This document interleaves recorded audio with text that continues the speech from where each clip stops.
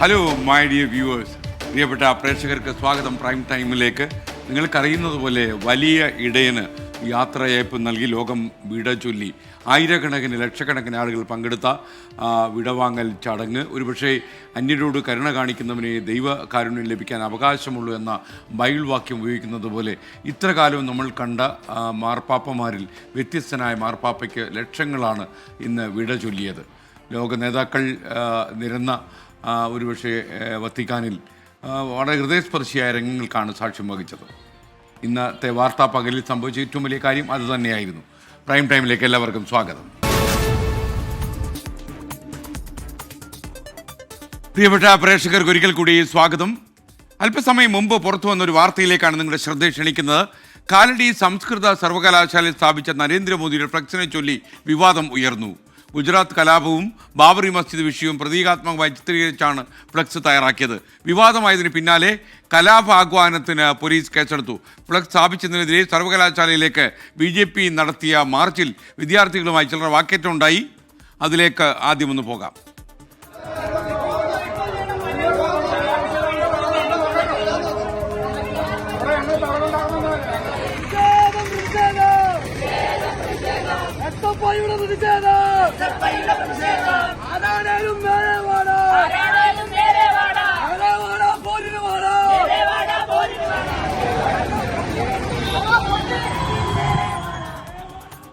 അശ്വിൻ പാലാഴി വിവരങ്ങളുമായി നമുക്കൊപ്പം ചേരുകയാണ്. അശ്വിൻ, എന്തൊക്കെയാണ് വിവരങ്ങൾ? ഇപ്പോഴ് ഒരു സംഘർഷാവസ്ഥ അവിടെ നിലനിൽക്കുന്നുണ്ടോ? വിദ്യാർത്ഥികൾ സംഘടിതമായി ചേരിതിരിഞ്ഞ് വരുന്നുണ്ടായിരുന്നല്ലോ, എന്തൊക്കെയാണ് വിവരങ്ങൾ? നരേന്ദ്രമോദിയുടെ 4 കൈകളുള്ള ഒരു ചിത്രമാണ് ഇന്ന് കാലടി സംസ്കൃത സർവകലാശാലയ്ക്ക് മുന്നിൽ സ്ഥാപിച്ചിരുന്നത്. ആ കൈകളിൽ ഉള്ളത് ഒന്നിൽ ഒരു തൃശൂലത്തിൽ ഒരു ഭ്രൂണം കുത്തി നിർത്തുന്ന ഒരു കയ്യിലുള്ള ഒരു ചിത്രമുണ്ട്. ഒപ്പം മറ്റൊരു കയ്യിൽ ബാബറി മസ്ജിദിന്റെ ചിത്രവും, മറ്റൊരു കയ്യിൽ താമരയും, മറ്റൊരു കയ്യിൽ ഒരു കയറുമാണുള്ളത്. ഇതാണ് വിവാദമായത്. തുടർന്ന് BJP പ്രവർത്തകർ വലിയ പ്രതിഷേധവുമായി സ്ഥലത്തേക്ക് എത്തിയിരുന്നു. ഈ ഫ്ലെക്സ് ബോർഡ് എടുത്ത് മാറ്റണമെന്ന ആവശ്യമായാണ് എത്തിയത്. പിന്നീട് വലിയ സംഘർഷത്തിലേക്ക് ക്യാമ്പസിനകത്തുള്ള വിദ്യാർത്ഥികളും BJP പ്രവർത്തകരും തമ്മിലൊരു സംഘർഷത്തിലേക്ക് പോകുന്ന സാഹചര്യമൊക്കെ ഉണ്ടായി. ഈ ഗേറ്റ് തകർത്ത് അകത്തേക്ക് കയറാനുള്ള ഒരു ശ്രമം BJP പ്രവർത്തകർ നടത്തിയതോടെ വിദ്യാർത്ഥികളും പുറത്തേക്കിറങ്ങി ഒരു കയ്യേറ്റത്തിലേക്ക് കാര്യങ്ങൾ പോവുകയും ചെയ്തു. ഈ സംഭവത്തിൽ പ്രതിഷേധിച്ച് പിന്നീട് കാലടി നഗരത്തിൽ SFI ഒരു പ്രതിഷേധ പ്രകടനം നടത്തുകയും ചെയ്തു. എന്തായാലും ഈ സംഭവങ്ങളെല്ലാം ഒരു കേസിലാണ് അവസാനിച്ചിരിക്കുന്നത്. ആകെ 3 FIRകളാണ് ഈ സംഭവവുമായി ബന്ധപ്പെട്ട് പോലീസ് ഇതുവരെ ഇട്ടിരിക്കുന്നത്. അതിൽ ഏറ്റവും പ്രധാനപ്പെട്ടത് കലാപാഹ്വാനത്തിനാണ്. നരേന്ദ്രമോദി പ്രധാനമന്ത്രിയുടെ ചിത്രം അവഹേളിച്ചുകൊണ്ടൊരു ഫ്ലക്സ് ബോർഡ് വെക്കുകയും അതിലൂടെ സംഘർഷമുണ്ടാക്കാൻ ശ്രമിക്കുകയും ചെയ്തു എന്നുള്ളതാണ് ആദ്യത്തെ കേസ്. അതിൽ പ്രതികൾ അൺനോൺ ആണ്. അതായത് ആരാണ് ഫ്ലക്സ് സ്ഥാപിച്ചത് എന്നുള്ള കാര്യത്തിൽ ഒരു വ്യക്തതയില്ല. SFI ആണ് ഫ്ലക്സ് സ്ഥാപിച്ചത് എന്നുള്ളതാണ് BJPയുടെ ആരോപണം. എന്നാൽ SFIക്ക് ഇതുമായി യാതൊരു ബന്ധവുമില്ല എന്നുള്ളതാണ് SFIയുടെ നേതൃത്വം പറയുന്നത്. നാളെ മുതൽ സംസ്കൃത സർവകലാശാലയുടെ യൂണിയൻ കലോത്സവം ആരംഭിക്കാനിരിക്കെയാണ് കവാടത്തിന് മുന്നിൽ ഇങ്ങനെയൊരു ഫ്ലെക്സ് പ്രത്യക്ഷപ്പെട്ടതും. എന്തായാലും ഇതുമായി ബന്ധപ്പെട്ട സംഘർഷങ്ങൾ ഇപ്പോഴും തുടരുകയാണ്. BJP പ്രവർത്തകർക്കെതിരെ ഒപ്പം SFI പ്രവർത്തകർക്കെതിരെയും അനുമതിയില്ലാതെ പ്രകടനം നടത്തി എന്നുള്ള വകുപ്പ് ചേർത്തും FIR ഇട്ടുണ്ട്. അങ്ങനെയാണ് 3 കേസുകൾ ഈ സംഭവവുമായി ബന്ധപ്പെട്ട് ഉണ്ടായിരിക്കുന്നത്. എന്തായാലും ഔദ്യോഗികമായൊരു പ്രതികരണം SFIയുടെ ഭാഗത്തു നിന്ന് ഉണ്ടായിട്ടില്ല. പ്രതിഷേധവുമായി മുന്നോട്ട് പോകാൻ തന്നെയാണ് BJPയുടെ തീരുമാനം. സംഘർഷങ്ങൾ ഉണ്ടായെങ്കിലും ഇതുവരെയും ഫ്ലക്സ് ബോർഡ് ക്യാമ്പസിന് മുന്നിൽ നിന്ന് എടുത്തു മാറ്റിയിട്ടുമില്ല. ഇപ്പോഴും പോലീസിന്റെ ഒരു സുരക്ഷ ക്യാമ്പസിന് മുന്നിൽ തുടരുകയാണ്. അശ്വിൻ പാലാഴിയാണ് വിവരങ്ങൾ നൽകിയത്. ഇനി വത്തിക്കാനിലേക്ക്. മാർപ്പാപ്പയ്ക്ക് വിട ചൊല്ലി ലോകം.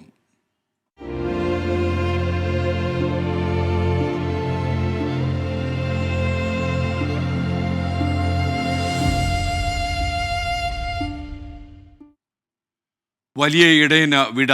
ഫ്രാൻസിസ് മാർപ്പാപ്പ ഇനി ഓർമ്മ. വത്തിക്കാനിലെ സെന്റ് പീറ്റേഴ്സ് ബസിലിക്കയിൽ നടന്ന സംസ്കാര ശുശ്രൂഷകളിൽ പങ്കെടുക്കാൻ ലോകത്തിൻ്റെ വിവിധ ഭാഗങ്ങളിൽ നിന്ന് ലക്ഷങ്ങൾ ഒഴുകിയെത്തി. ഫ്രാൻസിസ് മാർപ്പാപ്പയുടെ ആഗ്രഹപ്രകാരം റോമിലെ സാന്താ മരിയ മജോറെ ബസിലിക്കയിലാണ് അന്ത്യവിശ്രമം ഒരുക്കിയത്. കർദിനാൾ ജോവാനി ബാറ്റിസ്റ്റയുടെ മുഖ്യ കാർമ്മികത്വത്തിലായിരുന്നു സംസ്കാര ചടങ്ങുകൾ നടന്നത്.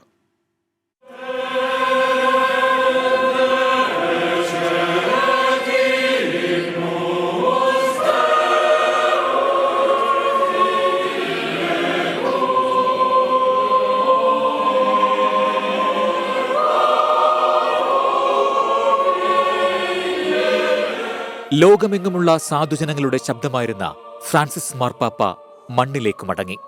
പുരോഹിത ശ്രേഷ്ഠന് വിടചൊല്ലാൻ ജനസാഗരമാണ് സെയിന്റ് പീറ്റേഴ്സ് ബസിലിക്കയിലേക്ക് ഒഴുകിയെത്തിയത്.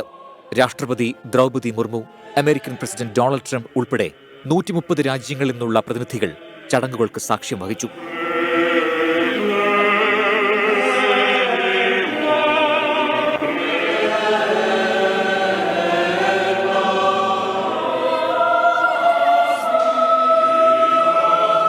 കർദിനാൾ ജൊവാനി ബാറ്റിസ്റ്റയുടെ മുഖ്യ കാർമ്മികത്വത്തിൽ സെയിന്റ് പീറ്റേഴ്സ് ബസിലിക്കയിലെ പ്രാർത്ഥനാ ചടങ്ങ്. വചന സന്ദേശത്തിൽ മാർപ്പാപ്പയെ അനുസ്മരിച്ച് കർദിനാൾ ബാറ്റിസ്റ്റ ലോക സമാധാനത്തിന് ആഹ്വാനം ചെയ്തു.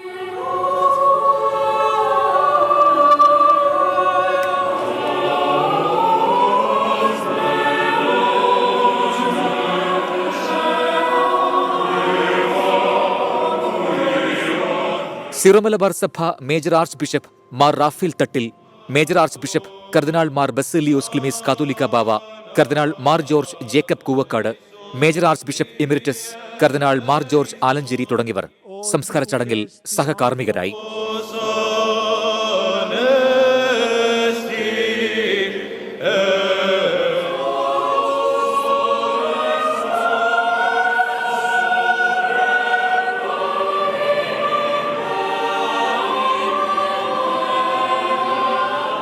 പ്രത്യേക താളത്തിൽ പള്ളിമണികൾ മുഴങ്ങി. ശേഷം പ്രിയപ്പെട്ട സെയിന്റ് പീറ്റേഴ്സ് ബസിലിക്കയോട് വിടചൊല്ലി വിലാപയാത്രയായി 4 കിലോമീറ്റർ അകലെയുള്ള സെയിന്റ് മേരി മേജർ ബസിലിക്കയിലേക്ക്. കൊളോസിയം വഴി പോപ്പ് മൊബൈൽ വാഹനത്തിൽ അന്ത്യയാത്ര. ലോക നേതാക്കൾ അനുഗമിച്ചു. തങ്ങളുടെ പ്രിയപ്പെട്ട പാപ്പയെ അവസാനമായി കാണാൻ വത്തിക്കാന്റെ തെരുവീഥികളിൽ ജനപ്രവാഹം. പ്രാർത്ഥനയോടെ വെള്ളപ്പൂക്കളുമായി വിശ്വാസി സമൂഹം കാത്തുനിന്നു. വികാരനിർഭരമായി റോമാ നഗരം പാപ്പയ്ക്ക് വിടചൊല്ലി.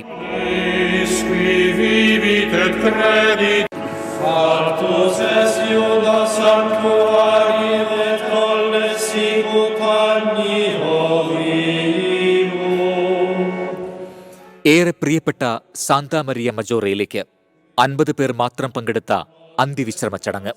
കർദിനാൾ കെവിൻ ഫാരലിന്റെ കാർമ്മികത്വത്തിൽ ചടങ്ങുകൾ. 3 പെട്ടികളിൽ മാർപ്പാപ്പമാരെ സംസ്കരിക്കുന്ന പതിവ് രീതിയിൽ നിന്ന് വിഭിന്നമായി ലളിതമായ മടക്കം. മരപ്പെട്ടിയിൽ അന്ത്യനിദ്ര. പാവങ്ങളുടെ പാപ്പ നിത്യതയിലേക്ക്. 24 വത്തിക്കാൻ. ഫ്രാൻസിസ് മാർപ്പാപ്പയുടെ അന്ത്യകർമ്മങ്ങളിൽ ലോക നേതാക്കൾ പങ്കെടുത്തു. ഇന്ത്യ പ്രതിനിധീകരിച്ച് നമ്മുടെ രാഷ്ട്രപതി ദ്രൗപദി മുർമു ചടങ്ങിൽ പങ്കെടുത്തു. അമേരിക്കൻ പ്രസിഡന്റ് ഡൊണാൾഡ് ട്രംപ് ഉൾപ്പെടെ 130 രാജ്യങ്ങളിലെ പ്രതിനിധികൾ അന്ത്യകർമ്മങ്ങൾക്ക് സാക്ഷിയായി. വത്തിക്കാനിലെ സെന്റ് പീറ്റേഴ്സ്ബർഗിന് സമീപത്ത് നിന്ന് പി ജെയിംസ് തത്സമയം പ്രൈം ടൈമിൽ ചേരുകയാണ്. P James, good evening. P James, യഥാർത്ഥത്തിൽ ഈ വലിയ സംഭവത്തിന് സാക്ഷിയാകാൻ താങ്കൾക്ക് കഴിഞ്ഞു. ജീവിതത്തിലെ ഏറ്റവും വലിയ ഒരു പുണ്യ നിമിഷമായിട്ട് ഒരു വിശ്വാസി എന്ന നിലയിൽ താങ്കൾ അതിനെ കാണുന്നു എന്നാണ് ഞാൻ മനസ്സിലാക്കുന്നത്. തീർച്ചയായിട്ടും SKN, ഒരുപക്ഷെ പോപ്പുമാരുടെ അന്ത്യയാത്രയുടെ കഥയെടുത്താൽ ഏറ്റവും വലിയ ജനക്കൂട്ടം എത്തിയ ഒരു അന്ത്യയാത്ര ഇതായിരുന്നു എന്ന് പറയാം. പോപ്പ് ജോൺ പോൾ മാർപ്പാപ്പയ്ക്ക് ഇതുപോലെ ലഭിച്ചിട്ടുണ്ടെങ്കിൽ ഒരുപക്ഷെ ലക്ഷക്കണക്കിന്, ഏതാണ്ട് 5-6 ലക്ഷം പേർ വന്നു എന്നാണ് ഇവിടുത്തെ കണക്ക്. ഒഴുകിയെത്തുകയായിരുന്നു. പ്രത്യേകിച്ച് പുണ്യവാന്മാരെ ഇത് ചെയ്യാനുള്ള ഒരു ചടങ്ങ് വെച്ചിരുന്നു.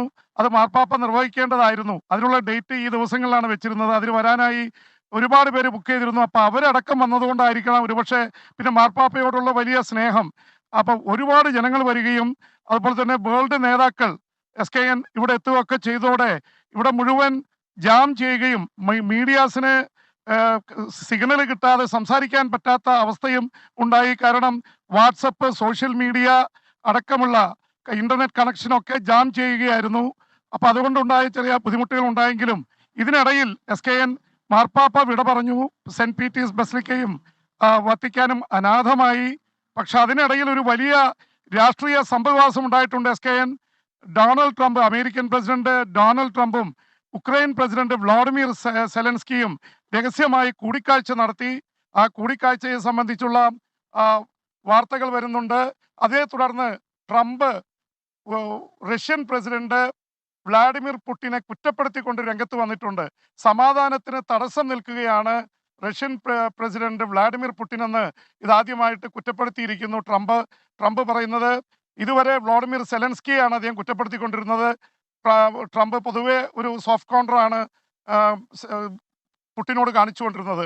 അതിൽ നിന്ന് വ്യത്യസ്തമായി ഈ ഫ്യൂണറലിന്റെ നടുവിൽ റോമിൽ വെച്ച് ട്രംപും സെലൻസ്കിയും തമ്മിൽ കൂടിക്കാഴ്ച നടത്തിയെന്ന വാർത്തയും അതിൻ്റെതുമായ വാർത്തകളാണ് ഇപ്പോൾ അന്താരാഷ്ട്ര മാധ്യമങ്ങളിൽ വരുന്നത്. CNN അത് സംബന്ധിച്ചുള്ള പ്രത്യേക വാർത്തകൾ കൊടുത്തുകൊണ്ടിരിക്കുന്നുണ്ട്. എന്തായാലും ഇതൊരു വലിയ ചർച്ചയ്ക്കിടയാക്കിയിരിക്കുകയാണ്. കാരണം മാർപ്പാപ്പയുടെ അന്ത്യയാത്രയിൽ പങ്കാളിയാവാനാണ് അമേരിക്കൻ പ്രസിഡന്റ് ഡൊണാൾഡ് ട്രംപും മെലാനിയ ട്രംപും എത്തിയത്. ഉക്രൈൻ പ്രസിഡന്റ് വ്ളാഡിമിർ സെലൻസ്കി ഇവിടെ എത്തുമെന്ന് പറഞ്ഞിരുന്നു. അപ്പോൾ ഇവർ തമ്മിൽ കൂടിക്കാഴ്ച എന്നതിനെ കുറിച്ചൊന്നും പറഞ്ഞിരുന്നില്ല. പക്ഷെ അത്ഭുതകരമായി അവര് കൂടിക്കാണുകയായിരുന്നു. SKN എന്തായാലും ഇന്ന് നടന്ന ചടങ്ങുകൾ ഇന്നലെ രാത്രി നമ്മൾ പറഞ്ഞതാണ്. രാത്രി റോം നഗരം മാർപ്പാപ്പ വിശ്രമം അല്ലെങ്കിൽ നിത്യനിദ്ര കൊള്ളുന്ന സെന്റ് പീറ്റേഴ്സ് ബസിലിക്ക ഇങ്ങനെ ഉറങ്ങിക്കിടക്കുകയായിരുന്നു. അതിന് ചുറ്റും 10,000-കണക്കിന് ആൾക്കാർ തണുത്ത് വിറച്ചു വന്നിട്ടും അവർ പോകാതെ മാർപ്പാപ്പയെ ഒരു അവസാന നോക്ക് കാണാൻ വേണ്ടി കാത്തിരിക്കുകയായിരുന്നു. ആ രാത്രി കടന്നുപോയി. നേരം വെളുക്കുമ്പോഴേക്കും അവിടെയൊക്കെ ജനനിബിഡമായി മാറി. എല്ലാ റോഡുകളും അടയ്ക്കേണ്ടി വന്നു. ഞങ്ങളൊക്കെ മണിക്കൂറുകളോളം നടന്നാണ് അവിടെ എത്തിയത്. ആ സമയത്തും അവിടെ ജനക്കൂട്ടം ഒഴുകിയെത്തുകയായിരുന്നു. 2 മണിക്കൂർ നീണ്ട സംസ്കാര ശുശ്രൂഷയാണ് നടന്നത്, 10 മണി മുതൽ 12 മണി വരെ. അതിനു മുൻപ് പ്രാർത്ഥനകളും അതുപോലെ തന്നെ മറ്റു കുർബാനയും ഉണ്ടായിരുന്നു. കുർബാനയ്ക്ക് ഈ കാർമലെങ്കോ എന്ന് പറയുന്ന കെവിൻ ഫാരലാണ് നേതൃത്വം നൽകിയത്. അതേ കെവിൻ ഫാരൽ തന്നെയാണ് മാർപ്പാപ്പയുടെ അടക്കം ശവക്കല്ലറയിൽ അടക്കിയ ചടങ്ങിനും നേതൃത്വം നൽകിയത്. കാർമലെങ്കോ മാർപ്പാപ്പമാർ കാലം ചെയ്യുമ്പോൾ അധികാരം ഏറ്റെടുത്ത് ഇടക്കാല ഭരണാധികാരിയായി നിൽക്കുന്നവരെയാണ് കാർമലെങ്കോ എന്ന് പറയുന്നത്. ഇനി ഇതെല്ലാം കഴിഞ്ഞ് മാർപ്പാപ്പ സെന്റ് പീറ്റേഴ്സ് ബസിലിക്കയിലെ സംസ്കാര ശുശ്രൂഷകൾക്ക് ശേഷം അവരുടെ കോഫിൻ എടുത്ത് കൊണ്ടുപോകുമ്പോൾ, ശവമഞ്ചം കൊണ്ടുപോകുമ്പോൾ ജനം കൈയടിച്ച് ആദരവോടെ എഴുന്നേൽക്കുകയായിരുന്നു. മാർപ്പാപ്പയെക്കുറിച്ച് നല്ല വാക്കുകൾ പറഞ്ഞുകൊണ്ട് കാർമലെങ്കോ പ്രസംഗിച്ചപ്പോഴൊക്കെ ജനക്കൂട്ടം ആവേശത്തോടെയാണ് എതിരേറ്റത്. പാവങ്ങൾക്ക് വേണ്ടി, അതുപോലെ തന്നെ ദരിദ്രർക്കും അതുപോലെ മൈഗ്രൻസ് ആയിട്ടുള്ള അഭയാർത്ഥികൾക്കും വേണ്ടി നിലകൊണ്ട മാർപ്പാപ്പ. അങ്ങനെ മാർപ്പാപ്പയെ കുറിച്ചുള്ള വിശേഷങ്ങൾക്കൊക്കെ വലിയ കയ്യടിയാണ് ലഭിച്ചുകൊണ്ടിരുന്നത്. SKN അപ്പോൾ ഈ തരത്തിൽ രാഷ്ട്രീയമായിട്ടുള്ള കാര്യങ്ങൾ കൂടി അതിൻ്റെ ഇടയിൽ ഉണ്ടായിരിക്കുന്നു. മാർപ്പാപ്പ മണ്ണിൽ വിലയം പ്രാപിച്ചിരിക്കുന്നു. അവിടെ ശവക്കല്ലറയിൽ ലിഗൂറിയിൽ നിന്ന് കൊണ്ടുവന്ന കല്ലുകൾ ഉപയോഗിച്ചാണ് SKN ശവക്കല്ലറ പണിതത്. മാർപ്പാപ്പയുടെ ഒരു അന്തിമാഭിലാഷമായിരുന്നു. അദ്ദേഹത്തിൻ്റെ പൂർവികർ യുടെ നാട്ടിൽ നിന്നുള്ള കല്ലുകളാണ് ശവക്കല്ലറയാക്കാൻ കൊണ്ടുവന്നത്. വെറും സാധാരണക്കാർക്കുള്ള മരത്തടിയിലാണ് മാർപ്പാപ്പ അന്ത്യ യാത്ര നടത്തിയത്. ആ ഇതിൽ തന്നെ മാർപ്പാപ്പയുടെ കഴുത്തിൽ അണിഞ്ഞിരുന്ന മാല ആണ് ഇതോടൊപ്പം ഫ്രാൻസിസ്കോസ് എന്ന് എഴുതി വെക്കുകയും ചെയ്തു. SKN thank you PP James. വത്തിക്കാനിൽ നിന്നാണ് PP ജെയിംസ് നമുക്ക് ഒപ്പം ചേർന്നത്. സീന മുഹമ്മദ് പറയുന്നു PP കിട്ടിയ ഭാഗ്യം. PP ഭാഗ്യത്തിൻ്റെ ഒരു കാലമായത്. ജോർജ് ബാനുവൽ പറയുന്നു PP ജെയിംസ് അവിടെയും എത്തി. PP ജെയിംസ് എവിടെയും എത്തും. അതാണ് PP ജെയിംസ് എന്ന പേര് തന്നെ വന്നത്. അതുപോലെ സുകുമാരൻ KK പറയുന്നത് കേരളം മുഴുവൻ ലഹരി വിരുദ്ധ യാത്ര നടത്തിയ SKN കേരള മുഖ്യമന്ത്രി അപമാനിച്ചു. അതെന്ത്? IT പാർക്കുകളിൽ മദ്യം വിളമ്പാൻ അനുമതി നൽകി. അതൊരു പക്ഷേ അങ്ങനെ തീരുമാനം വന്നിട്ടുണ്ടെങ്കിൽ ആ തീരുമാനമൊക്കെ മാസങ്ങൾക്ക് മുമ്പ് എടുത്തിട്ടുണ്ടാകും. അല്ലാതെ ഞാൻ കേരളം മുഴുവൻ യാത്ര നടത്തിയത് കൊണ്ടല്ല എൻ്റെ പൊന്ന് സുകുമാരൻ KK. ഇപ്പോൾ ബൽറാം നെടുങ്ങാടി ഒരു വാർത്ത റിപ്പോർട്ട് ചെയ്യുന്നു ശ്രീനഗറിൽ നിന്ന്. ജമ്മു കാശ്മീരിൽ ഭീകരർക്കെതിരെ വീണ്ടും നടപടി ഉണ്ടായിരിക്കുന്നു. ലഷ്കർ കമാൻഡറുടെ വീട് സ്ഫോടനത്തിൽ തകർത്ത് കളഞ്ഞു. ഭീകരൻ ഫാറൂഖ് അഹമ്മദ് തദ്വയുടെ കുപ്വാരയിലെ വീടാണ് തകർത്ത് കളഞ്ഞത്. ഭീകരൻ എന്തായാലും കൂടുതൽ വിവരങ്ങളുമായി പഹൽഗാമിൽ നിന്ന് ബൽറാം നെടുങ്ങാടി ചേരുകയാണ്. ബൽറാം, നിരന്തരമായി ഇവരുടെ വീടുകൾ, ഈ തീവ്രവാദികളുടെ വീടുകൾ തെരഞ്ഞുപിടിച്ച് കണ്ടുപിടിച്ച് തകർത്ത് കളയുന്നു, സ്ഫോടനം നടത്തുന്നു. ഇതിലൂടെ എന്താണ് ഈ പ്രാദേശിക ഭരണകൂടം പ്രതീക്ഷിക്കുന്നത്? കാരണം ഇവരുടെ വേരുകൾ പോലും ബാക്കി ഉണ്ടാകരുത് എന്നാണോ?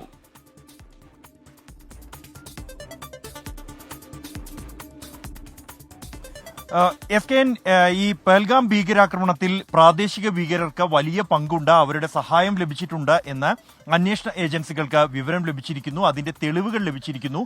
ഇവർ പലരും ഇത്തരത്തിൽ ഈ ഭീകരരെ സഹായിച്ചതായി, ഇവരോടൊപ്പം ഈ ആക്രമണത്തിൽ പങ്കുള്ളതായി കണ്ടെത്തിയ പല ഭീകരരും നേരത്തെ തന്നെ ഈ അന്വേഷണ ഏജൻസികൾ അന്വേഷിച്ചു വരുന്ന നിരീക്ഷണത്തിലുള്ള ഭീകരരാണ്. ഇതിൽ രണ്ടുപേർ, ഏറ്റവും പ്രധാനപ്പെട്ടത് ഇപ്പോൾ ഏറ്റവും ഒടുവിൽ കുപ്വാരയിലാണ് ഈ ഭീകരന്റെ വീട് തകർത്തിരിക്കുന്നത്. ഫാറൂഖ് അഹമ്മദ് തദ്വ, ഇയാൾ ലഷ്കർ ഇ തൊയ്ബയുടെ കമാൻഡർ റാങ്കിലുള്ള ഒരു ഭീകരനാണ്. സമാനമായി ഇന്ന് അസൻ ഉൽ ഹക്ക് എന്ന മറ്റൊരു ഭീകരന്റെ വീടും തകർത്തിട്ടുണ്ട്. ഉഗ്രസ്ഫോടനത്തിലാണ് ഈ വീടുകൾ തകർത്തിരിക്കുന്നത്. ഇതിലൂടെ കൃത്യമായ ഒരു സന്ദേശം പ്രാദേശിക ഭീകരവാദികൾക്ക് നൽകുക എന്ന് തന്നെയാണ് ഈ പ്രാദേശിക ഭരണകൂടം ഒപ്പം തന്നെ ഏജൻസികളും ഉദ്ദേശിക്കുന്നത്. ഇത്തരം ഭീകരർ ഇവർ പാകിസ്ഥാനിലേക്ക് പോകുന്നു, വീടുമായി പിന്നീട് ബന്ധമില്ല എന്നാണ് പുറത്തു പറയുന്നത്. പിന്നീട് ഇവർ പരിശീലനം സിദ്ധിച്ച് ഇന്ത്യയിൽ മടങ്ങിയെത്തുകയും പാകിസ്ഥാനിൽ നിന്നും നുഴഞ്ഞു കയറിയെത്തുന്ന ഭീകരർക്ക് ഇവിടെ എല്ലാ സഹായങ്ങളും നൽകുകയും അവർക്ക് വഴികാട്ടികളായും തണലൊരുക്കൊണ്ടും പ്രവർത്തിക്കുകയും ചെയ്തതായി കണ്ടെത്തിയിട്ടുണ്ട്. കൂടാതെ കൂടുതൽ റിക്രൂട്ട്മെന്റുകൾ ഇവർ നടത്തുന്നതായും കണ്ടെത്തിയിരിക്കുന്നു. ഈ ഒരു പശ്ചാത്തലത്തിലാണ് ഈ ഭീകരതയുടെ, പ്രാദേശിക ഭീകരരുടെ അടിവേര് അറുക്കുക എന്ന ഒരു നീക്കമാണ് ഇപ്പോൾ ഇത്തരത്തിലുള്ള നടപടികളിലൂടെ ജില്ലാ ഭരണകൂടം ഉൾപ്പെടെ ഉദ്ദേശിക്കുന്നത്. തുടർച്ചയായി ഇത് ആറാമത്തെ ഭീകരന്റെ വീടാണ് തകർക്കപ്പെടുന്നത്. ഇതെല്ലാം തന്നെ വളരെ പെട്ടെന്ന് ഇവരുടെ വസതികളിലെത്തുന്നു, ചോദ്യം ചെയ്യുന്നു, ഒപ്പം തന്നെ ഇവരുടെ വിവരങ്ങൾ തേടുന്നു. പലരും ഈ തകർക്കപ്പെട്ട 6 വീടുകളിലെ ആളുകളും ഇവരുമായി യാതൊരു ബന്ധവുമില്ല, അല്ലെങ്കിൽ വർഷങ്ങളായി ഇവർ വീട്ടിലെത്താറില്ല എന്ന മൊഴിയാണ് നൽകിയിരിക്കുന്നത്. എങ്കിൽ പോലും ഈ ഒരു നടപടിയിലൂടെ കടുത്ത ഒരു സന്ദേശം ഈ ഭീകരവാദികൾക്ക് നൽകാൻ തന്നെയാണ് അധികൃതർ ഉദ്ദേശിക്കുന്നത്. ഈ നടപടികൾ തുടരും എന്ന് തന്നെയാണ് വ്യക്തമാകുന്നത്. കാരണം ജമ്മു കശ്മീരിലെ 6 ജില്ലകളിൽ ഇത്തരത്തിലുള്ള നടപടി ഉണ്ടായിരിക്കുന്നു 2 ദിവസത്തിനകം.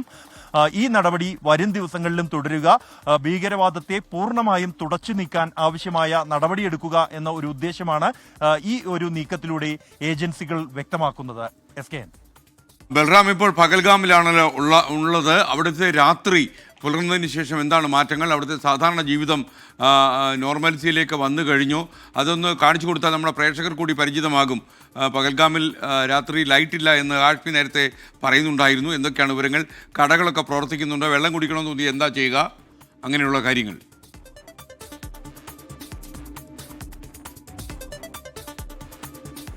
SKN, ഞാനിപ്പോൾ ഉള്ളത് പഹൽഗാമിലെ ഏറ്റവും അടുത്ത, അല്ലെങ്കിൽ ഈ ബൈസരനിലേക്ക് പോകുമ്പോൾ ഏറ്റവും അടുത്തുള്ള വാഹനം എത്തുന്ന സ്ഥലത്താണ്. ഈ പഹൽഗാം ടൗണിലാണ്. ജോഗേഷ് ആ ദൃശ്യങ്ങൾ നമുക്ക് കാണിക്കും. ഈ ടൗൺ നമുക്ക് കാണാം. ഇതൊരു ടാക്സി സ്റ്റാൻഡാണ്. പൂർണ്ണമായും കൂരിരുട്ടിലാണ് ഈ പ്രദേശം മുഴുവൻ. നമുക്ക് ഈ ദൃശ്യങ്ങളിൽ കാണാം. ചില ഹോട്ടലുകളിൽ അങ്ങിങ്ങ് വെളിച്ചം കാണുന്നത് ഒഴിച്ചാൽ മറ്റ് എല്ലായിടവും ഇരുട്ടായിരിക്കുന്നു. കടകൾ പൂർണ്ണമായും അടച്ചിരിക്കുന്നു. SKN, സാധാരണ നിലയിൽ ഒരു ഏപ്രിൽ മാസത്തിൽ ഇവിടെ മുഴുവൻ ആളുകൾ, ആയിരക്കണക്കിന് പേർ, ഒരു ദിവസം 10,000-ഓളം പേർ എത്തുന്ന ഒരു ടൂറിസ്റ്റ് കേന്ദ്രമാണ്. ഇവിടെ പൂർണ്ണമായും അടഞ്ഞു കിടക്കുകയാണ്. ഇവിടെ ഉണ്ടായിരുന്ന വാഹനങ്ങൾ മുഴുവനായും ഇവിടെ നിന്ന് മാറിയിരിക്കുന്നു. കൂരിട്ട് മാത്രമാണ് ഉള്ളത്. സാധാരണ നിലയിൽ കടകൾ, ഭൂരിഭാഗം കടകളും തുറന്നിട്ട് പോലുമില്ല. തുറന്നവയിൽ ആളുകൾ എത്തുന്നില്ല. അതിനാൽ തന്നെ 8 മണിയോടുകൂടി തന്നെ ഭൂരിഭാഗം കടകളും അടച്ചിരിക്കുന്നു പൂർണ്ണമായും. 1-2 ഹോട്ടലുകളിൽ മാത്രം വെളിച്ചമുണ്ട്. അവയിൽ മാത്രമാണ് താമസക്കാർ. അതാകട്ടെ മാധ്യമപ്രവർത്തകർ മാത്രമാണ് ഇപ്പോൾ പുറമേ നിന്നുള്ളത് എന്നാണ് ഈ ഹോട്ടലുകാർ ഉൾപ്പെടെ പറയുന്നത്. സാധാരണ നിലയിലേക്ക് എത്രയും വേഗം ഇവിടം വരണം എന്നിവർ ആഗ്രഹിക്കുന്നുണ്ട്. ഇന്ന് മുതൽ 2-3 വാഹനങ്ങളിൽ ടൂറിസ്റ്റുകൾ എത്തിയിരുന്നു. എന്നാൽ മുകളിലേക്ക് അവരെ പ്രവേശിപ്പിക്കുന്നില്ല. ബൈസരനിലേക്ക് തീർച്ചയായും ഇപ്പോൾ പ്രവേശനം ഇല്ല എന്ന് തന്നെയാണ് വ്യക്തമാകുന്നത്. സമീപത്തുള്ള മറ്റ് ടൂറിസ്റ്റ് കേന്ദ്രങ്ങളിലോ അല്ലെങ്കിൽ ഇവിടെ പ്രകൃതിരമണീയമായ സ്ഥലങ്ങളിലോ ഫോട്ടോ എടുത്ത് മടങ്ങുകയാണ് അവർ.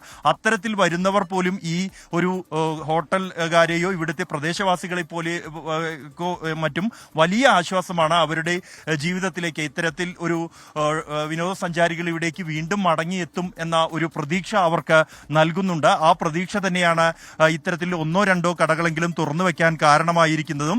സാധാരണ നിലയിലേക്ക് പഹൽഗാം എന്ന് മാറും എന്ന വലിയ ആശങ്ക ഇവിടുത്തുകാർക്കുണ്ട്. ആ ആശങ്ക അവർ പങ്കുവെക്കുന്നുണ്ട്. പ്രത്യേകിച്ച് കുതിരക്കാരും മറ്റും അവർക്ക് യാതൊരു ജോലിയും ഇല്ലാത്ത ഒരു അവസ്ഥയിലാണ്. നമ്മളിവിടെ എത്തിയപ്പോൾ പലരുമായും സംസാരിച്ചിരുന്നു. ഈ ആക്രമണം നടന്ന് തൊട്ടടുത്ത ദിവസം നമ്മളിവിടെ എത്തിയപ്പോൾ ഇതിനേക്കാൾ കൂടുതൽ ആളുകൾ ഇവിടെ ഉണ്ടായിരുന്നു, നാട്ടുകാർ ഉണ്ടായിരുന്നു. പുറമേ നിന്ന് വന്ന് ഇവിടെ തന്നെ തങ്ങിപ്പോയ ആളുകൾ ഉണ്ടായിരുന്നു. എന്നാൽ ഇപ്പോൾ പൂർണ്ണമായും ഈ സമയമായപ്പോഴേക്കും പൂർണ്ണമായും വിജനമാണ് ഈ പഹൽഗാം നഗരപ്രദേശം. SKN. ഇവിടെ ഈ സുരക്ഷാ ഏജൻസികൾ ഇപ്പോൾ ഉണ്ടോ ബൽറാം? അതായത് പട്ടാളക്കാരും അങ്ങനെയുള്ള കാര്യം പഹൽഗാമിൽ അന്ന് ഇൻ്റലിജൻസ് വീഴ്ച ഉണ്ടായി, സൈനികരൊന്നും സഹായത്തിന് ഉണ്ടായിരുന്നില്ല എന്നൊക്കെ അവിടെ നിന്ന് രക്ഷപ്പെട്ട ആളുകൾ പറയുന്നു. 26 പേരുടെ കുരുതിക്ക് സാക്ഷിയായ ഈ സ്ഥലം, ഒരുപക്ഷെ നിരപരാധികളെ കൊന്നൊടുക്കിയ സ്ഥലം എന്ന് വേണമെങ്കിൽ പറയാം. ആ സ്ഥലത്തിൽ ഇപ്പോൾ രക്ഷ എങ്ങനെയാണ്? അത് കൂടുതൽ കർക്കശമാക്കിയിട്ടുണ്ടോ? അതുപോലെ മാധ്യമപ്രവർത്തകർക്ക് അവിടെ നിൽക്കാൻ മിലിറ്ററി അനുവദിക്കുന്നുണ്ടോ? അങ്ങനെയൊക്കെയുള്ള വിവരങ്ങൾ എങ്ങനെയാണ്?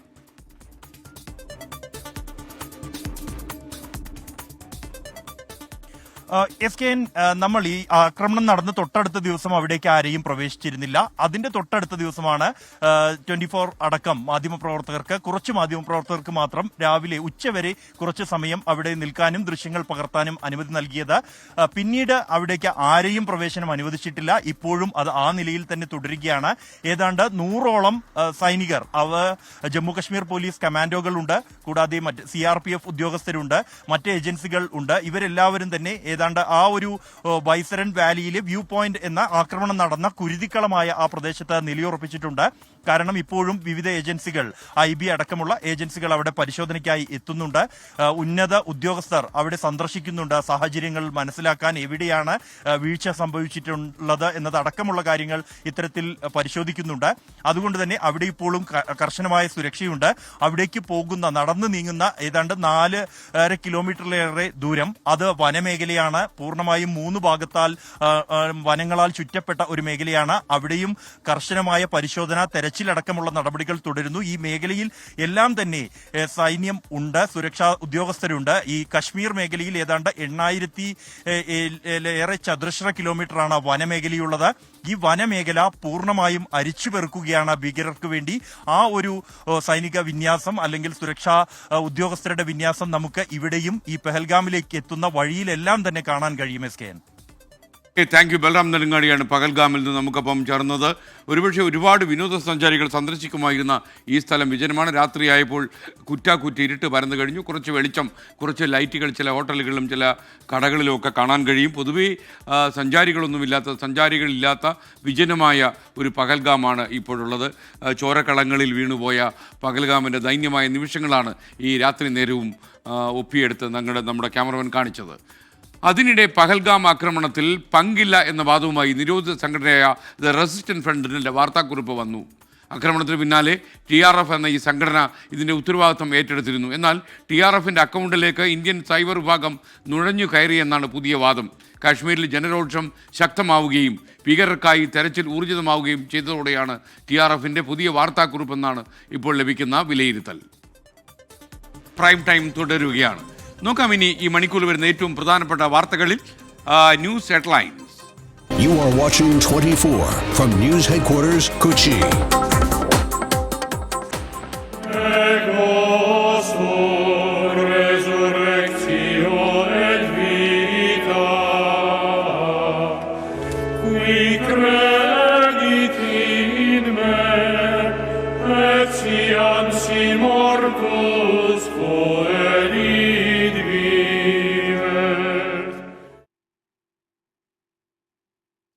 ഫ്രാൻസിസ് മാർപ്പാപ്പ ഇനി ഓർമ്മകളിൽ. അന്ത്യവിശ്രമം പാപ്പയുടെ ആഗ്രഹപ്രകാരം റോമിലെ സാന്താ മരിയ മജോറെ ബസിലിക്കയിൽ. സംസ്കാര ചടങ്ങിൽ പങ്കെടുത്തത് ലക്ഷങ്ങൾ. സെന്റ് പീറ്റേഴ്സ് ബസിലിക്കയിൽ നിന്നുള്ള വിലാപയാത്രയിൽ അനുഗമിച്ച ജനസാഗരം. ചടങ്ങിൽ പങ്കെടുത്ത അമേരിക്കൻ പ്രസിഡന്റ് ഡൊണാൾഡ് ട്രംപ് ഉൾപ്പെടെ ലോക നേതാക്കൾ. ഇന്ത്യയെ പ്രതിനിധീകരിച്ച് ചടങ്ങിൽ പങ്കെടുത്തത് രാഷ്ട്രപതി ദ്രൗപദി മുർമു.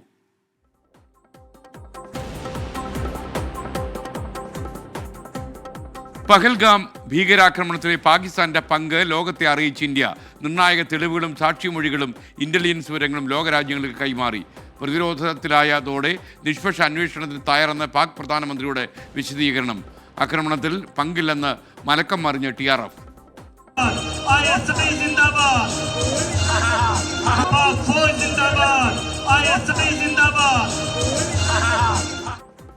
ലണ്ടനിലെ പാകിസ്ഥാൻ ഹൈക്കമ്മീഷൻ മുന്നിൽ പ്രതിഷേധിച്ചവർക്ക് നേരെ കഴുത്തറുക്കുമെന്ന ആംഗ്യവുമായി പാക് ഉദ്യോഗസ്ഥൻ.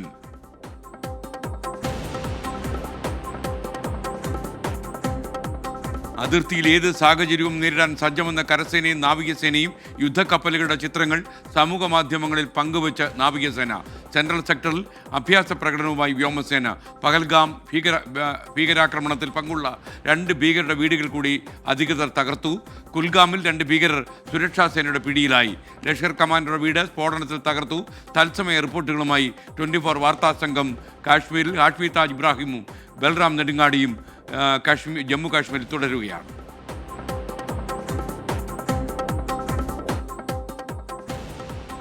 ഇന്ത്യക്കു നേരെ വീണ്ടും പാകിസ്ഥാന്റെ ഭീഷണി. പാകിസ്ഥാൻ ആണവ രാജ്യമാണെന്ന് ഓർക്കണമെന്ന് പാക് പ്രതിരോധ മന്ത്രി. സിന്ധു നദിയിലെ വെള്ളം തന്നില്ലെങ്കിൽ രക്തമൊഴുക്കുമെന്ന ബിലാവൽ ഭൂട്ടോ. പാകിസ്ഥാനിലെ ബലൂചിസ്ഥാനിൽ സ്ഫോടനം നടന്നു. 10 പാക് സൈനികർ കൊല്ലപ്പെട്ടു. ഉത്തരവാദിത്തം ഏറ്റെടുത്ത് ബലൂച്ച് ലിബറേഷൻ ആർമി.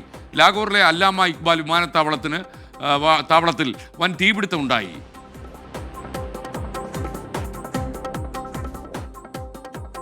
കോഴിക്കോട് താമസിക്കുന്ന പാകിസ്ഥാൻ പൗരന്മാരോട് രാജ്യം വിടാൻ ആവശ്യപ്പെട്ട പോലീസ് 4 പേർക്ക് നോട്ടീസ് കൊടുത്തു. തീരുമാനം പഹൽഗാം ഭീകരാക്രമണത്തിന്റെ പശ്ചാത്തലത്തിൽ.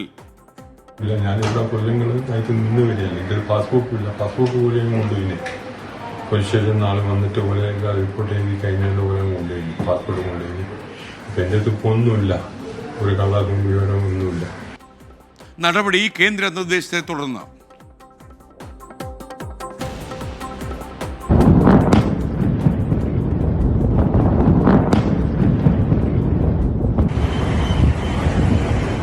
ദക്ഷിണ ഇറാനിലെ ഷാഹിദ് രാജി തുറമുഖത്ത് വൻ സ്ഫോടനം. 4 പേർ കൊല്ലപ്പെട്ടു. 500-ലേറെ പേർക്ക് പരിക്കേറ്റു. രക്ഷാപ്രവർത്തനം തുടരുകയാണ്. ആക്രമണം ഉണ്ടായത് ഇറാനിലെ ഏറ്റവും പ്രധാനപ്പെട്ട കണ്ടെയ്നർ പോർട്ടിൽ. അന്വേഷണത്തിന് ഇറാൻ ഭരണകൂടം ഉത്തരവിട്ടു.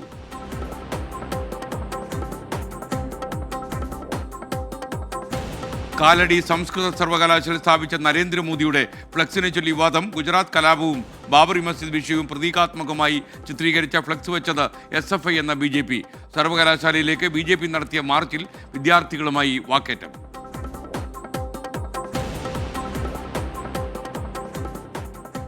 വിഖ്യാത ചരിത്ര പണ്ഡിതൻ ഡോക്ടർ MGS നാരായണന് വിട.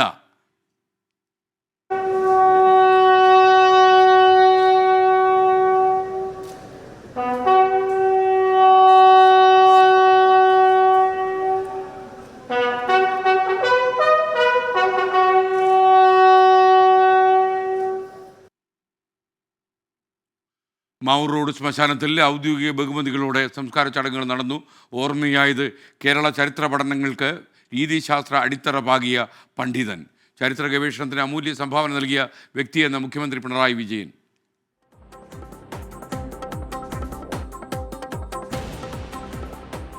കേരളത്തിലെത്തിയത് പരിചയക്കാരെ കാണാനെന്ന് മുംബൈ ഭീകരാക്രമണ കേസ് മുഖ്യ സൂത്രധാരൻ തഹാവൂർ റാണ. മുംബൈയിലും ഡൽഹിയിലും എത്തിയെന്നും മൊഴി. ആക്രമണത്തിന് പിന്നിൽ ഡേവിഡ് കോൾമാൻ ഹെഡ്ലിയെന്നും മുംബൈ പോലീസിന് നൽകിയ മൊഴിയിൽ റാണ പറയുന്നു. അന്വേഷണത്തിനായി മുംബൈ ക്രൈംബ്രാഞ്ച് സംഘം കേരളത്തിലേക്ക് വരുന്നു.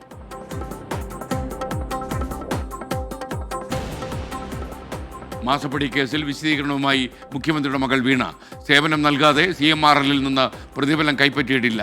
തൻ്റെ മൊഴിയെന്ന പേരിൽ പ്രചരിക്കുന്നത് വസ്തുതാവിരുദ്ധമായ വിവരങ്ങളെന്നും വിശദീകരണം കോടതിക്ക് മുന്നിലുള്ള വിഷയമെന്ന് മന്ത്രി PA മുഹമ്മദ് റിയാസ്.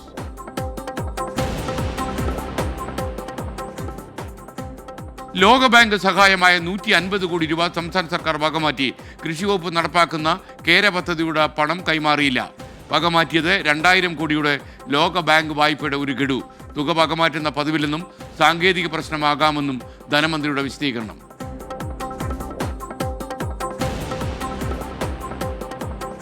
അനധികൃത സ്വത്ത് സമ്പാദന കേസിൽ മുൻ ചീഫ് സെക്രട്ടറി KM എബ്രഹാമിനെതിരെ കേസെടുത്ത CBI.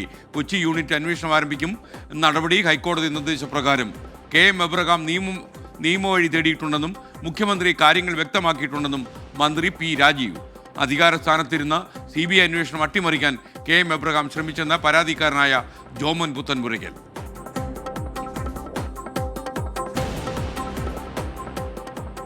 തൃശൂർ പൂരത്തിന് വൻ സുരക്ഷയൊരുക്കാൻ തീരുമാനം. പഹൽഗാം ഭീകരാക്രമണ പശ്ചാത്തലത്തിൽ പ്രത്യേക കമാൻഡോ സംഘത്തെ വിന്യസിക്കും.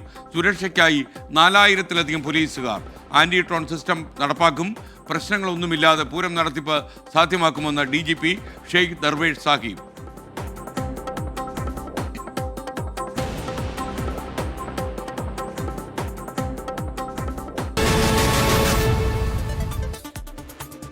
പ്രിയ പ്രേക്ഷകർക്ക് ഒരിക്കൽ കൂടി സ്വാഗതം. പ്രൈം ടൈം തുടരുകയാണ്. പഹൽഗാം ഭീകരാക്രമണത്തിൽ പാകിസ്ഥാന്റെ പങ്ക് ലോകരാജ്യങ്ങളെ ഇന്ത്യ അറിയിച്ചു. ഇന്റലിജൻസിന്റെ നിർണായക തെളിവുകളുടെയും സാക്ഷിമൊഴികളുടെയും അടിസ്ഥാനത്തിലാണ് നടപടി. ഏത് സാഹചര്യവും നേരിടാൻ സജ്ജമെന്ന് കരസേനയും നാവികസേനയും അറിയിച്ചു. സമൂഹമാധ്യമങ്ങളിൽ യുദ്ധക്കപ്പലിന്റെ ചിത്രങ്ങൾ പങ്കുവച്ച് നാവികസേനയുടെ മറുപടി, നിയന്ത്രണ രേഖയ്ക്ക് സമീപം ഇന്ത്യൻ സേനാവിന്യാസം ശക്തമാക്കുമെന്നും സൂചന. പഹൽഗാം ഭീകരാക്രമണത്തിൽ പാകിസ്ഥാന് പങ്കുണ്ടെന്ന ഇന്റലിജൻസ് റിപ്പോർട്ടിന്റെ അടിസ്ഥാനത്തിലാണ് കൂടുതൽ തെളിവുകൾ ഇന്ത്യ കൈമാറിയത്.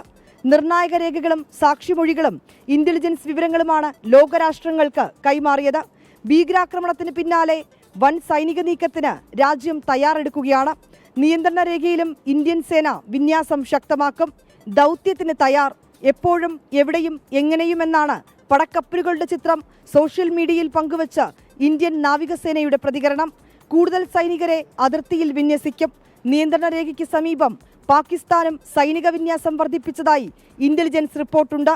പാക് പൗരന്മാർക്കുള്ള വിസ റദ്ദാക്കിയതിന് പിന്നാലെ ഗുജറാത്തിൽ പോലീസ് നടപടികൾ ആരംഭിച്ചു.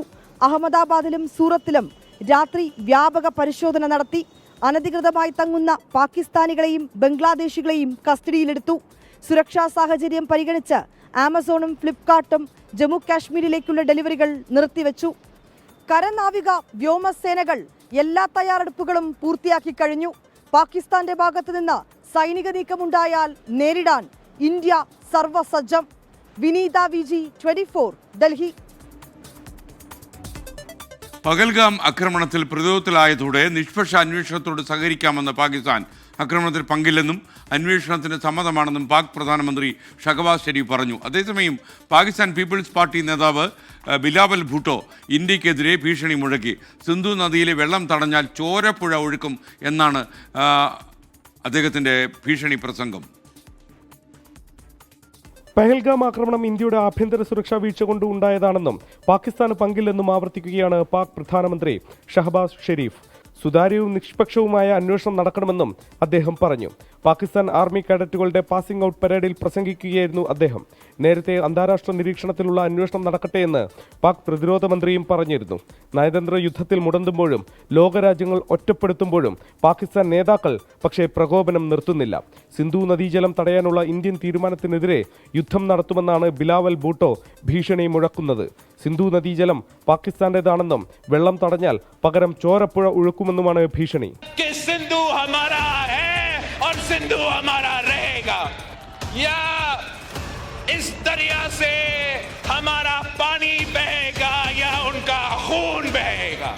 യുദ്ധമുണ്ടായാൽ ആണവായുധം പ്രയോഗിക്കുമെന്ന് പാക് പ്രതിരോധ മന്ത്രി ഖവാജ ആസിഫും വെല്ലുവിളിച്ചു.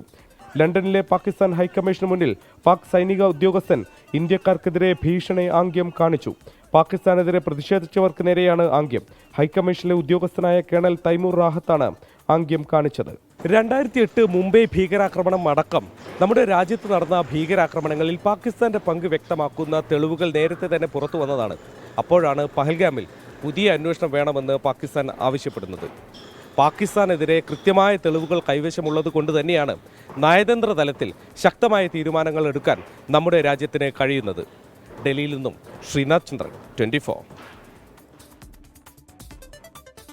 കോഴിക്കോട് താമസിക്കുന്ന പാക് പൗരത്വമുള്ള 4 പേർക്ക് രാജ്യം വിടാൻ നോട്ടീസ് കിട്ടി.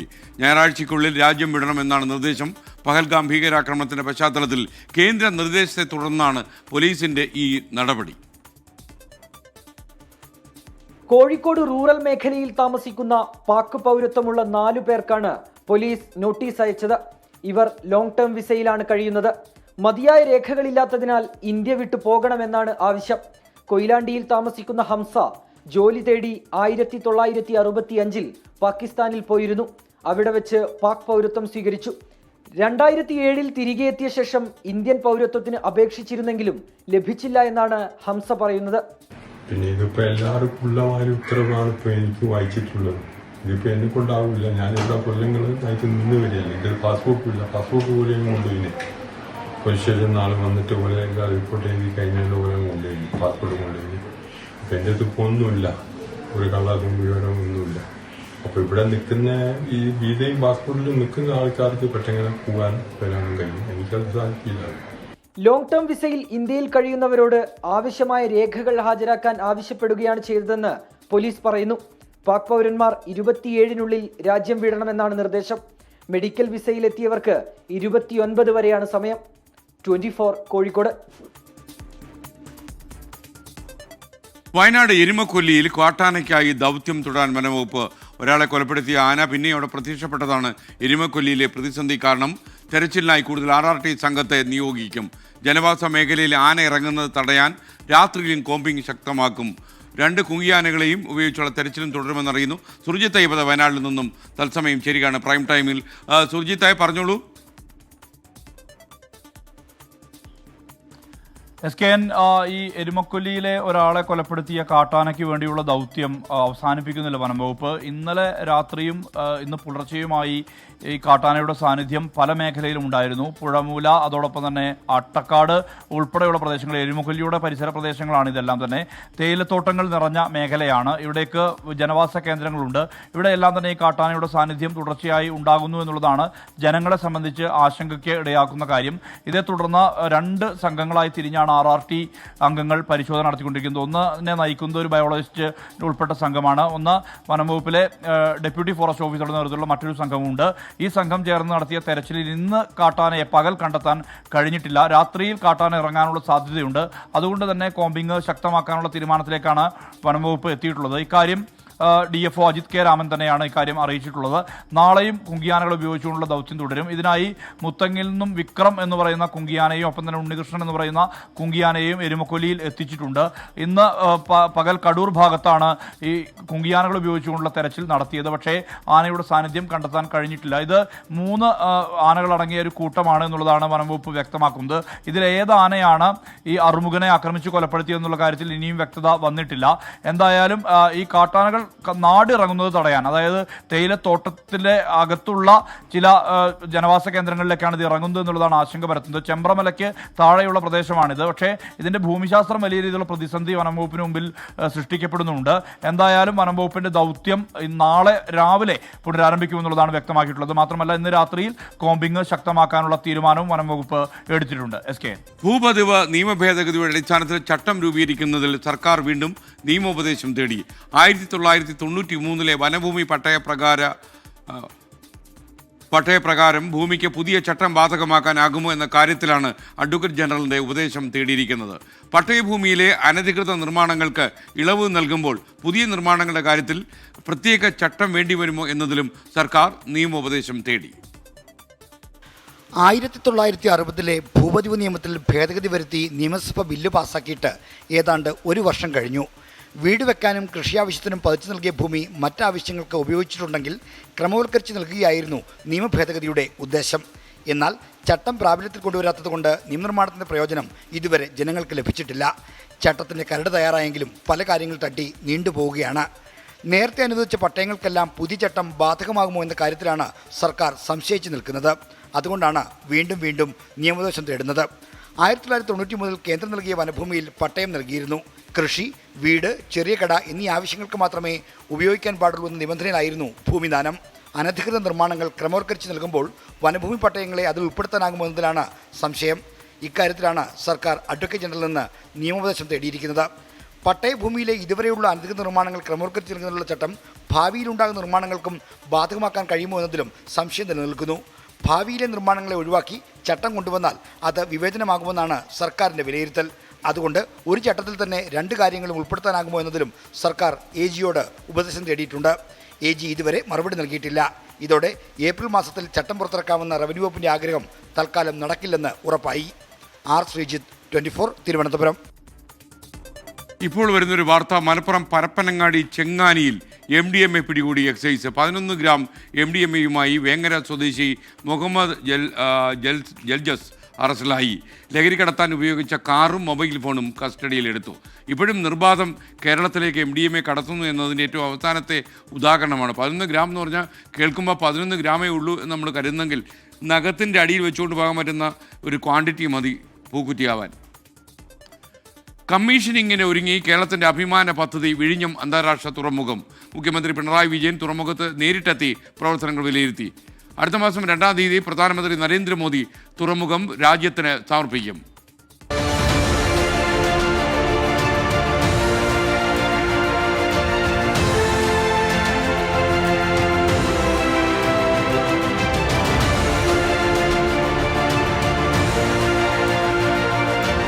2015 ഓഗസ്റ്റ് 17-ാം തീയതി തുടങ്ങിയ യാത്ര പ്രതിസന്ധികൾ പലതായിരുന്നു.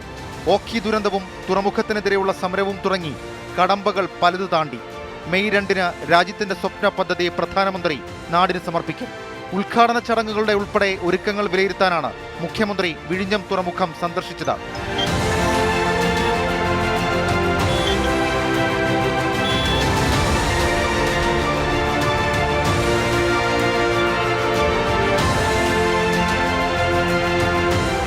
പ്രധാനമന്ത്രിയുടെ സന്ദർശനവുമായി ബന്ധപ്പെട്ട സുരക്ഷാ ക്രമീകരണങ്ങളും തുടങ്ങി. തുറമുഖ പരിധിയിലെ 2 കിലോമീറ്ററിലധികം ചുറ്റളവ് നിരീക്ഷണ മേഖലയാക്കി. തിരുവനന്തപുരം വിമാനത്താവളത്തിലെത്തുന്ന പ്രധാനമന്ത്രി ഹെലികോപ്റ്റർ മാർഗമാകും വിഴിഞ്ഞത്തെത്തുക. ഉദ്ഘാടന ചടങ്ങുകൾ നടക്കുന്ന ദിവസം ഒരു കപ്പൽ ബർത്തിലടുപ്പിച്ചേക്കും. MSC മിലയാണ് ഷെഡ്യൂൾ പ്രകാരം എത്തേണ്ടത്. തുറമുഖത്തിന്റെ 1-ാം ഘട്ട പ്രവർത്തനങ്ങളാണ് പൂർത്തിയായത്. ഡിസംബർ മാസത്തോടുകൂടി 2-ാം ഘട്ട നിർമ്മാണ പ്രവർത്തനങ്ങളും ആരംഭിക്കും.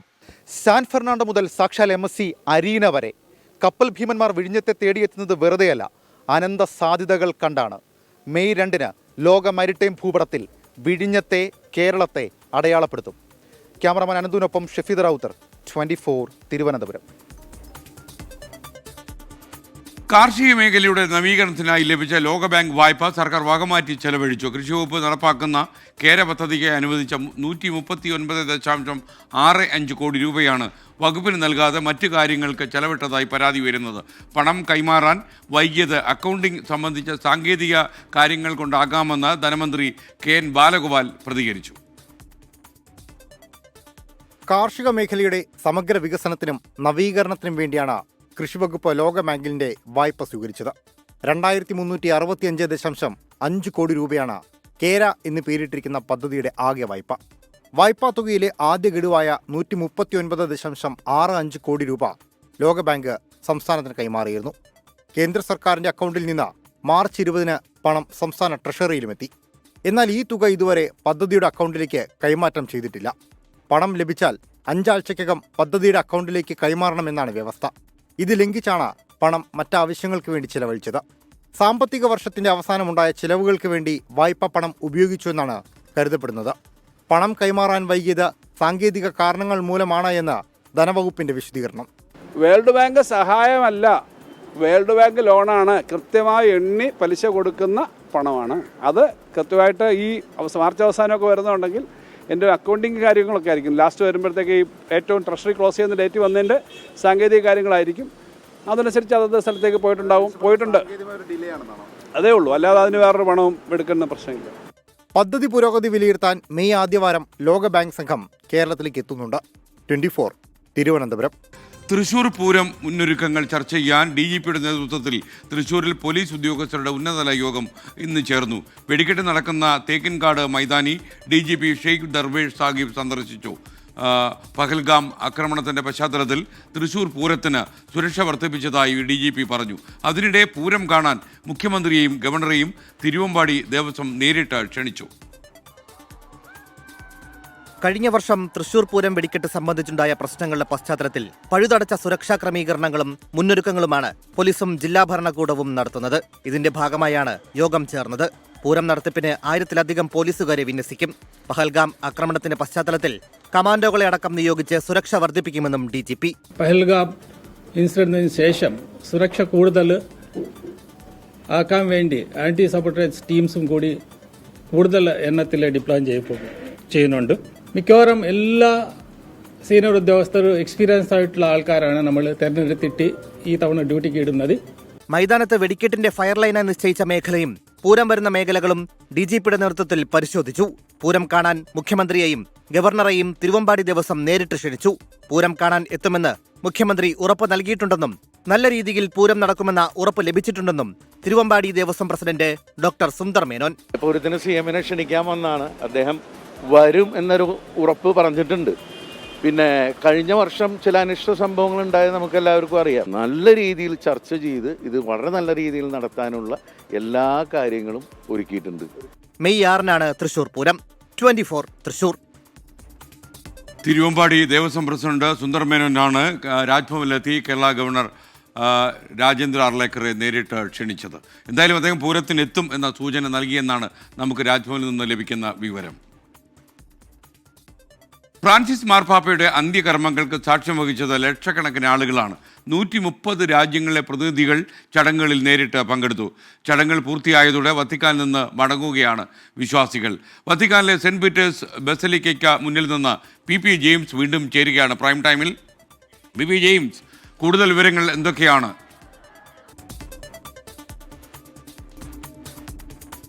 നാളെ മുതൽ ആരംഭിക്കും. അതിനിടയിൽ തന്നെ ഇവിടുത്തെ ജനങ്ങൾക്കിടയിൽ പുതിയ മാർപ്പാപ്പയെ കുറിച്ചുള്ള ചർച്ചകൾ ആരംഭിച്ചിട്ടുണ്ട്. സെന്റ് പീറ്റേഴ്സ് ബസിലിക്കയുടെ പുതിയ തലവൻ, അതിൻ്റെ പരമാധികാരി ആരായിരിക്കും? 140 കോടി കത്തോലിക്ക വിശ്വാസികളുടെ തലവനെ തേടിയുള്ള ആദ്യഘട്ട ചർച്ചകൾ, അനൗദ്യോഗിക ചർച്ചകൾ ആരംഭിക്കും. ഒരുപക്ഷെ കോൺക്ലേവ്, മാർപ്പാപ്പയെ തിരഞ്ഞെടുക്കാനുള്ള ഏറ്റവും ലെഗസി ആയിട്ടുള്ള കോൺക്ലേവ് ആരംഭിക്കുന്നത് മെയ് 5-നോ 6-നോ ആയിരിക്കുമെന്ന് സൂചനകളുണ്ട്. 2 പേരുകളാണ് മാധ്യമങ്ങളിൽ നിറഞ്ഞു നിൽക്കുന്നത്. SKN ഫ്രാൻസിസ് മാർപ്പാപ്പയുടെ രണ്ടാമനായിരുന്ന വത്തിക്കാൻ്റെ സ്റ്റേറ്റ് സെക്രട്ടറി പിയട്രി പരോളിൻ എൻ്റെ പേരിനാണ് ഒരു ഇതുള്ളത്. രണ്ടാമത് ഏഷ്യയിൽ നിന്ന്, ഫിലിപ്പൈൻസിൽ നിന്ന് ഒരുപക്ഷെ ഫ്രാൻസിസ് മാർപ്പാപ്പയുടെ കാരുണ്യവും സ്നേഹവും കൈമുതലാക്കിയിട്ടുള്ള ലൂയിസ് ആന്റോണിയോ ടാഗ്ലെ എന്ന ഫിലിപ്പീനോ കർദിനാളിനെ ചുറ്റിപ്പറ്റിയാണ് ഇതുള്ളത്. പ്രത്യേകിച്ച് 135 വോട്ട് ചെയ്യുന്ന കർദിനാളന്മാരിൽ 108 പേരെ നിയോഗിച്ചിരിക്കുന്നത് ഫ്രാൻസിസ് മാർപ്പാപ്പയാണ്. അതുകൊണ്ട് ഫ്രാൻസിസ് മാർപ്പാപ്പയുടെ വിഷൻ, കാഴ്ചപ്പാടിന് പറ്റിയ ഒരാളായിരിക്കും അടുത്ത മാർപ്പാപ്പ എന്നുള്ള ചർച്ചകളാണ് ഇവിടെ റോമിൽ നടന്നുകൊണ്ടിരിക്കുന്നത്. SKN.